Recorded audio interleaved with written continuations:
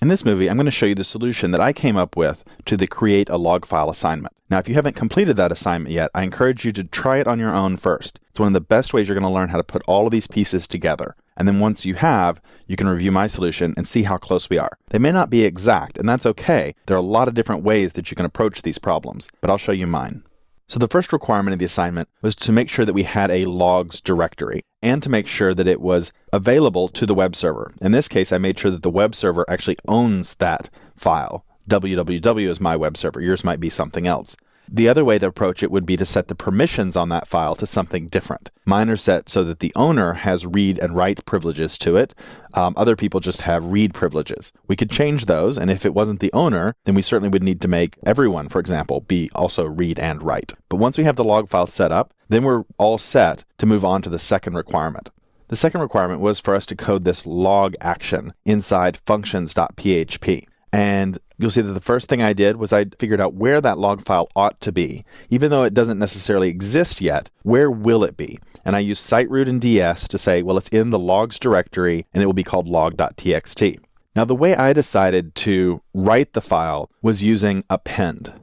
Now, append, one of its features is that if the file does not already exist, it will create it for you. If it does exist, it'll just grab it, open it up, and start appending at the end. Well, that's nice because it actually saves me from having to check whether the file exists or not. I went ahead and did a file exist check here and said, well, let's check and see if it's new.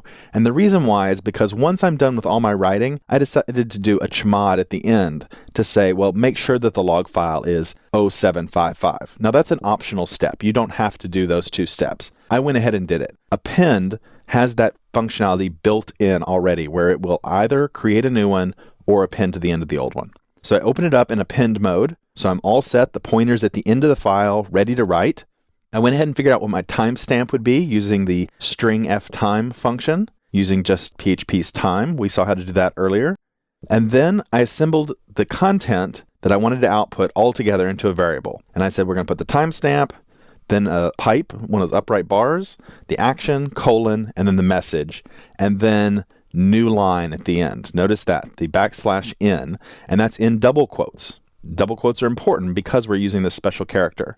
And then I write that content to the file, close the file, and we're all set. Now, of course, if it wouldn't open up for some reason, then we say just a simple error message, could not open it up.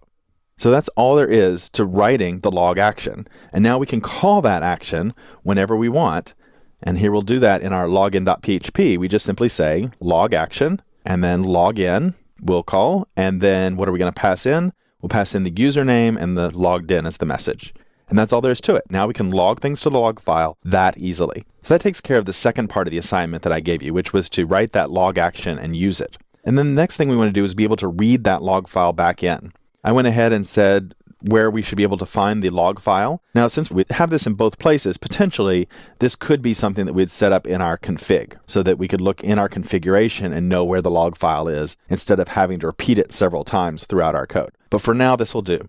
Now, we'll come back to the get clear part. That was the fourth part of the assignment. The third part is to read in that log file. So we know where the log file is. So down here in the HTML, I've got a bit of PHP that's going to check to see, does the file exist? Is it readable? And can we open it? So if all three of those things return true, then great, we can keep going. We're ready to read in the file. But if it doesn't exist, or if it's not readable, or if we have a problem opening it for any reason, we'll go down here to the else statement, could not read from the log file. Now, let's assume that it works. In most cases, it should. I decided to do it with some CSS. So I went ahead and had a UL just for an unordered list, and then each of the items I decided would be LIs. So it'll be a nice HTML list that we could potentially style then with style sheets.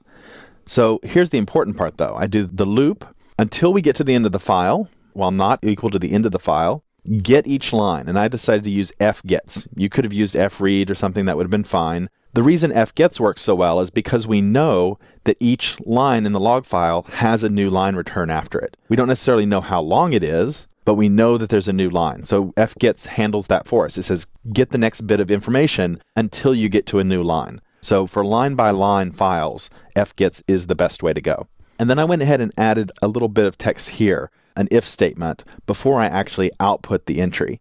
the reason I decided to do that was that this makes sure that there's not a new line return without something else there. And I discovered that I needed that when I started clearing the log file. Sometimes I would have an extra new line return, and I was getting an LI tag with nothing in it. And I said, well, it would be a nice improvement here if I simply just trimmed any white space from entry. And if there is something there besides just, nothing after we've trimmed away the white space, then output the entry. That's optional.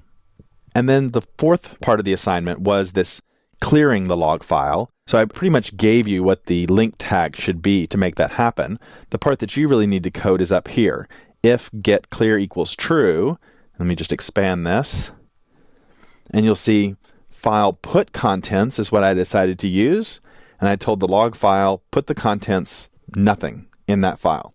So I wanted to use file put contents here so you could see a place where it's really useful. Remember, this is a shorthand way that we can write to the file.